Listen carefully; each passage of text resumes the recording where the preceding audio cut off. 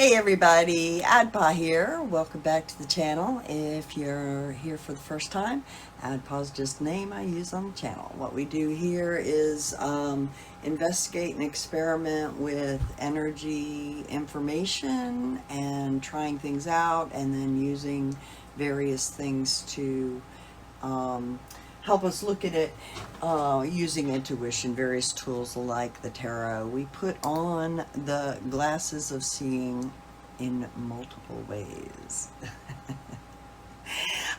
So this week I'm not wearing glasses while I'm recording face to face because I got my new glasses this week, and boy do they reflect the light. So it's really hard to video and let you see my eyes. So not that you need to see my eyes, but they're the window to the soul and all that. So this week I'm not even bothering to do the little bit of makeup I usually do to sort of make myself look a little prettier for you, just because sometimes you don't wanna, and this week I don't wanna.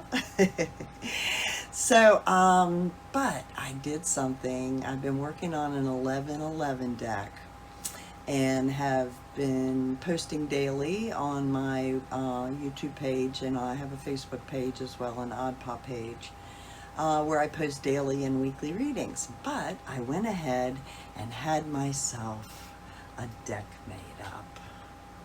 Now this deck is a rainbow deck, and the cards itself go through a rainbow of colors. And that's because I tied the 1111 teachings out of the Maka Wichom Wichachbe, which you can see where to find down below, which were teachings that came in through Chief Golden Light Eagle, so somebody I knew and worked with very closely, and learned from him. And then through further exploration and various Red Road ceremonies, types of ways of interacting with energy, I got this concept and eventually developed this deck. So I have a very special layout that I use for this deck specifically, and I'm going to do a reading on it here now. And I thought might as well go for something super juicy, like right now is a time very politically active, let's just say that.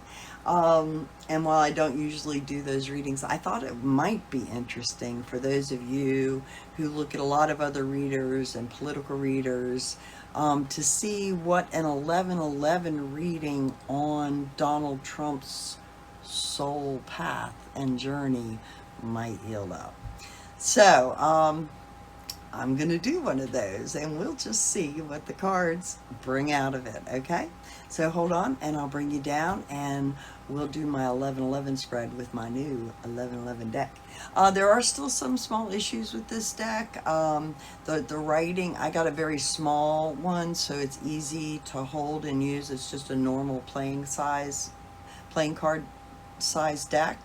But the writing on it's really difficult in some of them to read. So I'm gonna have to work on that before I actually produce any deck that anybody else might be able to get access to if they wanted to. But for this reading and for me today, I can read them enough and know them enough. We'll go ahead and do the reading and see what the cards have to say. Hold tight. All right, so I have shuffled up a little bit. We won't be using any clarifiers on this one. And one thing I should say about this deck is it looks really big, and that's because there's an extra suit.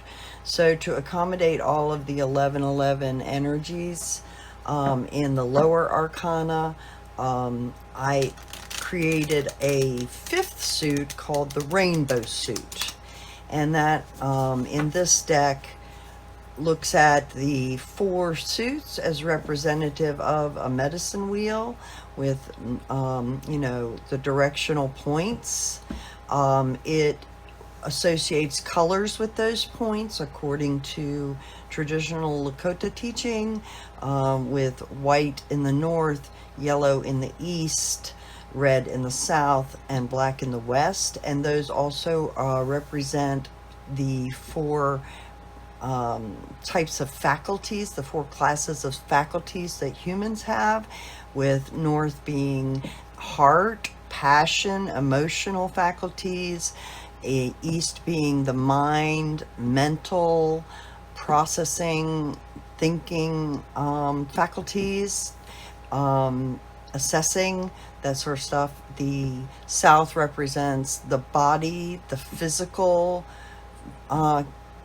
faculties of all your voluntary and involuntary physical, autonomic and conscious actions, all of that on the physical body represented in the south, and the west representing the energy, or what you might call the spirit, but let's call it the energy that flows through us and through our physical beings and affects all of that, our emotions, how we think about things, how our body feels, and that we actually produce when we generate strong emotions. There's an energy that can be generated with it.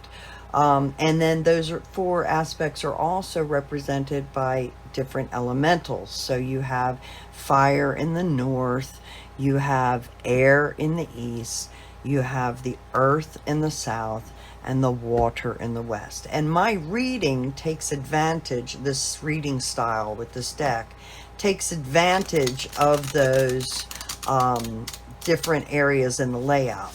And the fifth suit is representative of a story that can occur in your personal power once you have gained agency over all of those faculties. So once you have worked with the 1111 energies, understand them, and have gained agency, the fifth suit represents how things unfold at that level in this deck. All right, so we'll go ahead. I have shuffled up, and we want to ask about Donald Trump. What kind of a life soul path is he on? What is his purpose? You know, what is the true underlining spiritual story regarding this man? And we definitely got one that popped. Oh, and that's very an interesting card to pop out as a signifier. This is the Six of Feathers. In a normal deck, you might see it as people getting in the water, going away. You know, with the swords. It's like the Six of Swords. Following a path to something. It's represented by Shiatanka, which is the Bigfoot. And the law at play is the universal law of innocence, truth, and family. It's a universal law. So this is not an agency card. If it's an agency card, it'll be a spiritual law in the 1111, in my interpretation of it. So this is about an energy that exists, that cultivates purity, innocence, and truth. And that's pretty interesting, because whatever else you say about this guy, the truth is being brought out because of it. So Shiatanka is Bigfoot is also interesting too. It's like an interdimensional being that isn't always seen by everybody. So that's, I think, is fascinating as a potential signifier for the man Donald Trump. So if we're talking about him, we're talking about someone who is moving us, who either we would prefer to move away from to calmer waters. That when he comes in the room, everyone wants to go to calmer waters, and so that creates the energy of going to calmer waters eventually. You know, it's about facing your internal realities, and when we're talking about this universal law, it's about getting back to basic truths. How about that? Challenge for him in his life? Oh, Tatanka Oyate, the Eight of Feathers. This is like the Eight of Swords. So, spiritual protection of family. It's you can see it's the same symbol, but it's turned on its side. But of course, this is a crossing card. So now we have this coming together, these two symbols. Very fascinating. So you could say that Donald Trump is a man, is thinks he is taking us to a safer place, but his challenge is the people that he's trying to save aren't seeing it that way, right? There's the Eight of Feathers is like the Eight of Swords. He's surrounded by all the points, and they're not really in agreement with what's going on. They're trapping him in this, like forcing him to do this, right? So it's very interesting. It's like it's like the energy is that with this man, that his very being in the world is forcing certain things to happen, and no one can get out of it. It's like it's fated. Now, instead of doing the card here, which would be what he has control over, I split the wheel up into the 4 sections, and I have 2 cards in each section. So we're talking about physicality. So we start with how we're coming out of physicality. Like, what's the reality that that's under our feet? So it is still, what do we have control over? But the position's a little bit different. Oh, look, same law again. So what we have control over, unchi iktomi, grandmother's protection for child. Wow. So he thinks he has control. Any rate, he thinks he has control over the 5 of Swords. Now, in a regular tarot deck, that is a card of winning at all costs, sort of abusing your power and position. And when we're talking about iktomi, that there is a trickster element in this. So I would say that in some sense, he really thinks he has a right to do this, that it's his job, and that it is to protect children, the nation. This is what the man believes about himself. And he's coming out of physicality, getting ready to step into the spiritual or energy side with this sense of, this is mine. I'm going to do this no matter what it takes.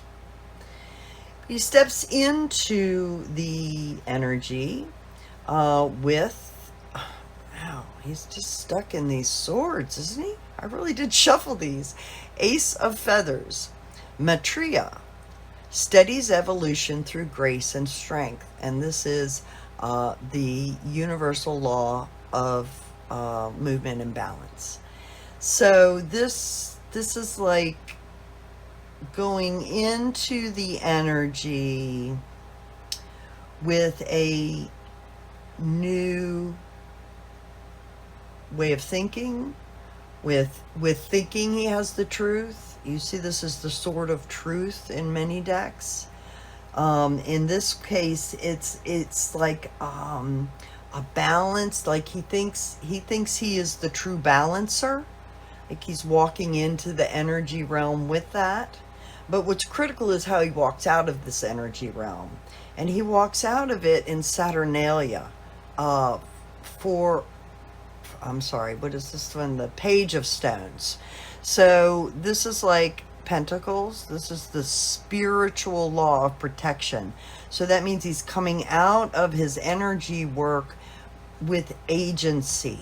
And that agency is offering something. He's a page. He's opening the door. Maitreya says steadying evolution.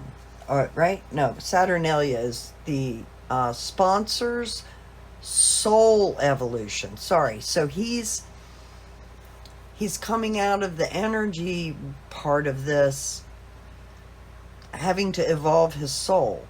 It's like he went into it thinking he had truth.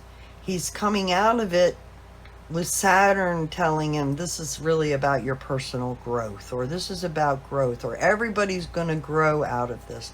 This pushes, Saturn forces you to do these things. And that's very interesting, because the symbol on this for the spiritual law of protection, when it's the other way, is nature. It's very connected to nature, this concept of soul evolution.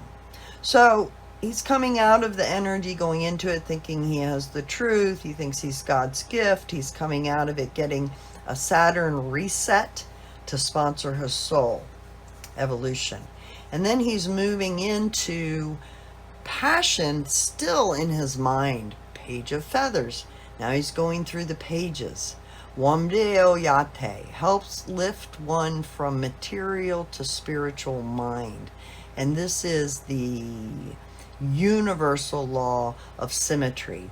So he's going into the heart, or actions, or passions, with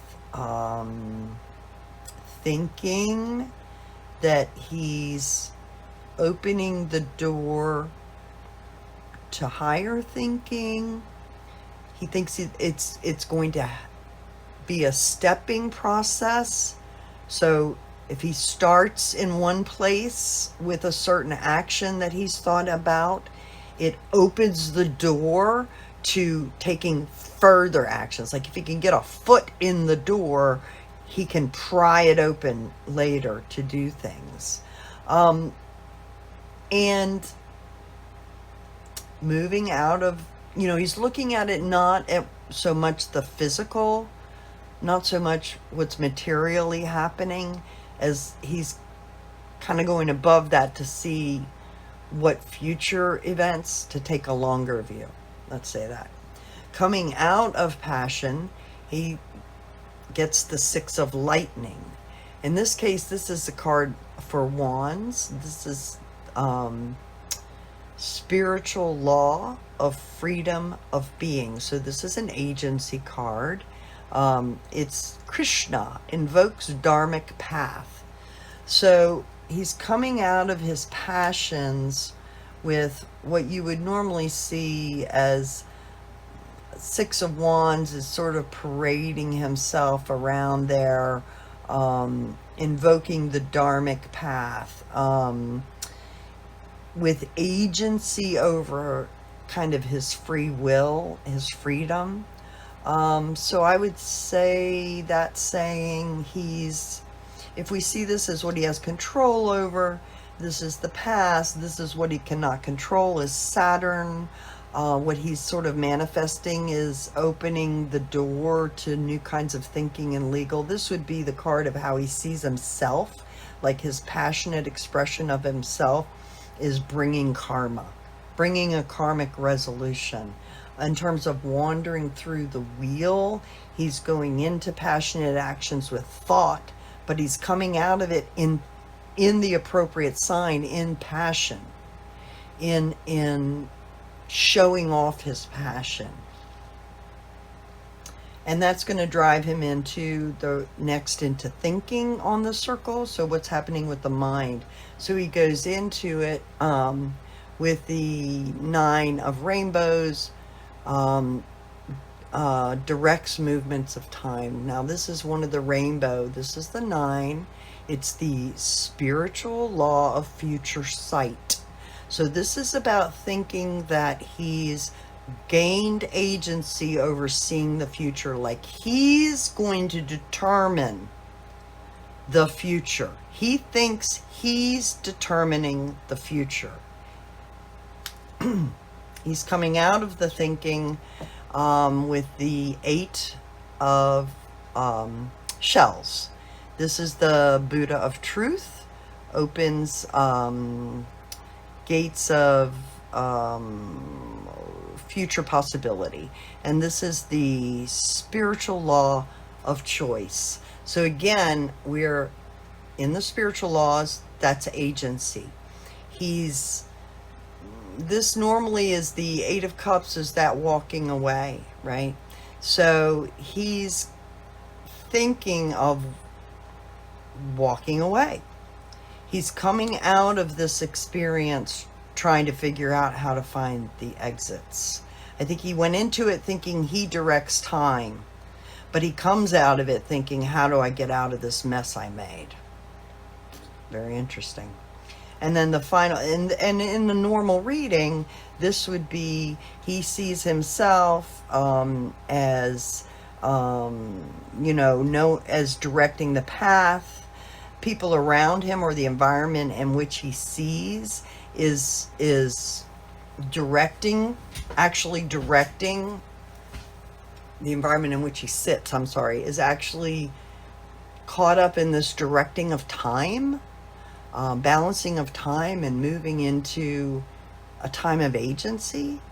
And then hopes and fears of would be showing this walking away. But again, in this read, he's coming into the thinking he has control over all the time, but he's coming out of it thinking he's either being pushed out, he has to walk away, something about that broke down. And that then sends him into the next part of the circle, going into the physical, and the outcome card is the air masculine of feathers. Chanupa empowers respect for mitakhe uyase, spiritual law of equality. Again, agency. This is like the King of Swords. So he comes out of this journey thinking, how do I get away? And then he goes into the physical being, where there is directing the external thinking towards respect for all, right? It's like he runs up against the legal barriers, the law, that forces him to act respectfully for all. And then out of that, he continues the cycle. So what he's doing is gets a comeuppance, and then he thinks he can abuse his way to dominance again, and goes through the cycle, and then comes again to having to face the law. Physically, it shows up in his body, it shows up in his reality.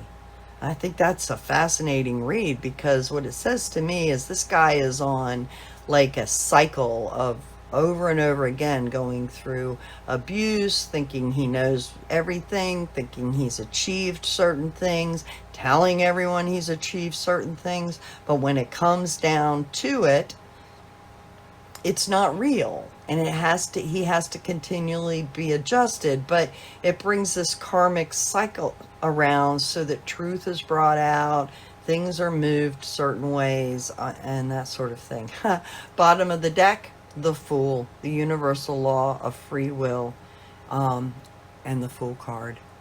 And I think that says it pretty much about him. It's like he's a really, really immature energy being, spirit, that thinks it's God's gift to the world and has all the answers, but doesn't do it legally, abuses power, and in the end has to come up against the divine reckoning.